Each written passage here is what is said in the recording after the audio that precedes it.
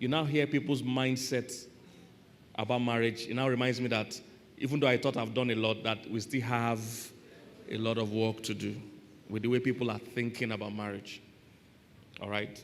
So that motivates us that we need to share this message. Most of you know the story now. The footballer guy that hid, I don't know that he even hid, but Hisha is collecting his money in his mother's name, blah, blah, blah. You know, I'm not interested in the couple per se. They are not my issue because we don't know the details of what's going down with them. Is the fact that people think it's a win and it's a good thing to be hiding money from the person you're married to or whatever, you know, and people now started the trend that your wife is not your family. Have you seen that one? So those are the things we are addressing. Not this couple in particular. I don't have issue with them because you except you have canceled the couple, you don't know what agreement or arrangement they have. So I'm not interested in them. It's the fact that people think that, you know, they don't understand the structure of marriage. Your wife is not your family. And I tell those people, I hope you know that means your mother. Because your mother is somebody's wife. Hope you know she's not your family. When you bring it home like that to them, their foolishness now begins to, they begin to think about how foolish. You hope you know your daughter too is a potential outcast. Because they marry her too, she will be outcast to where they marry her. When they use her to give birth to children and finish, they will send her back to you. When you draw it like that, then foolish people will start saying, I might be foolish. Oh, yes. You are foolish. It's a foolish ideology. And you see, what happens is that a lot of broken people, what social media did is that they gave everybody a microphone. Before now, only intelligent people had microphones or platforms to speak. Social media gave everybody a microphone. So a dunce too will share his opinion. And if he mistakenly has a lot of followers. Before, if you are foolish, it's only you that are foolish in your compound. But now, social media, you will find other foolish people. You see there's a full community of mad people like you all over the world. People will now form alliance and be pushing an ideology that is useless. You know, so that's what's happened. So many people that have been broken, either they've married or dated a wicked woman or a wicked man, they want to use that experience to turn it into a doctrine or into a theology or into an ideology. No, you might have dated a woman that ate your money. The lesson is not that women are bad. The lesson is that date wisely. Is somebody getting what I'm saying? The lesson in those people's story is not hide your money from your wife. It's not your wife, it's not your family. The lesson there is that, please, don't trust your life with someone you can't trust your money with. Because that's what is happening. If you are saying, hide your money from your wife, you are giving your wife your life. If you can't trust her with your life, you can't trust her with your money, you want to trust her with your life. You put your money in safe, but you put your life in danger. That means something is wrong with your sense of priority. You hide your money, but your own life, they can squander that one. Your own children. Because if you marry somebody having children with them, what you're saying is that I can trust you with my children. So the lesson is not hide your money. The lesson is marry who you trust. That's the real lesson. I joke with my wife all the time. We're not going to ever get divorced, but I joke with her that if we divorce, number one, I will trust you with the children. There will be no argument of custody. I will gladly give you.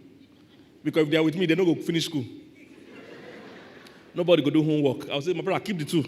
I'll be checking on all of you. Then I'll gladly give you all the money. If you keep it with me, I will still finish it. Keep it and you'll be distributing to all of us. That's how much I trust her. Since we've been married, I've never had access to my account. I don't see my alert. I don't have token. I don't transfer anything. I don't have access to anything. If I sign signature 5 times, all are different.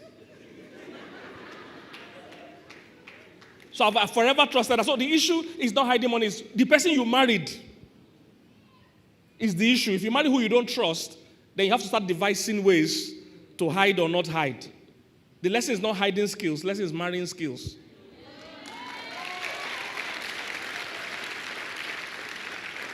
Marry somebody you can trust. This woman here is so kind and so trustworthy. Even if we ever develop, now it won't happen, but even if I will still trust her, I will still keep the money with her. I'm telling you, our money is always safer in our hand. You can't trust your life with somebody. If you marry carelessly, you will divorce carefully. That's what the guy is saying. He's trying to divorce carefully now. You should have married carefully instead. I don't know if you guys know what I'm saying.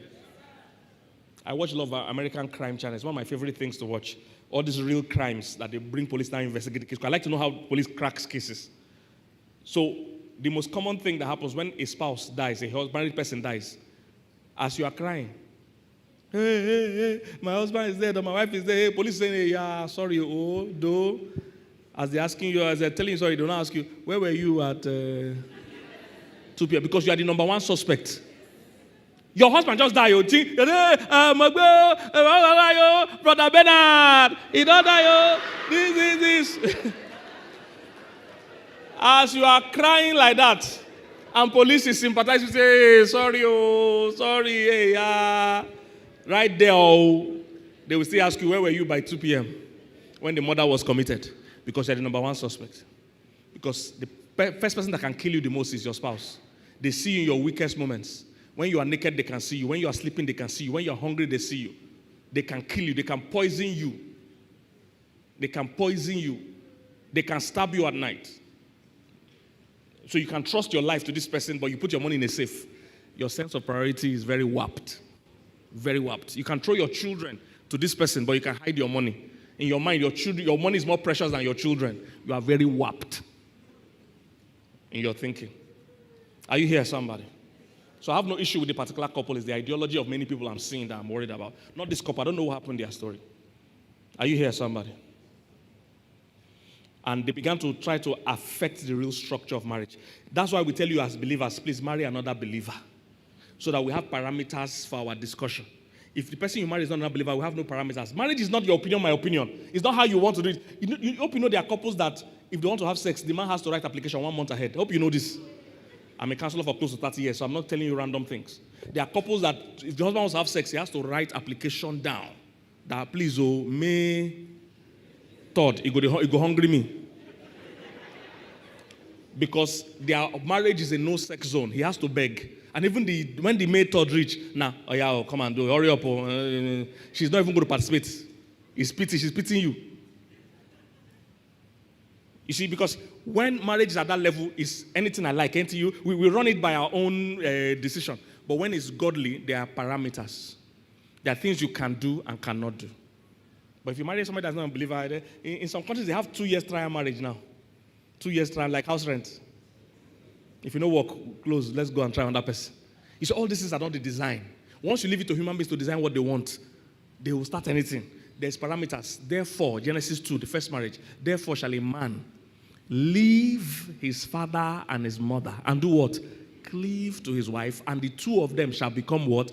One. So that's, anything outside of this is not biblical marriage. Say, my wife is not family. Your money is with your mother. They say, leave your mother. You say your money is with her. Are you reading Bible at all? So that's why it's good for you as a Christian, marry another Christian. Not just somebody that goes to church. Sleeping in a garage doesn't make you a car. So he must be a real born-again Christian. Then two of you have basis of every discussion. Praise God.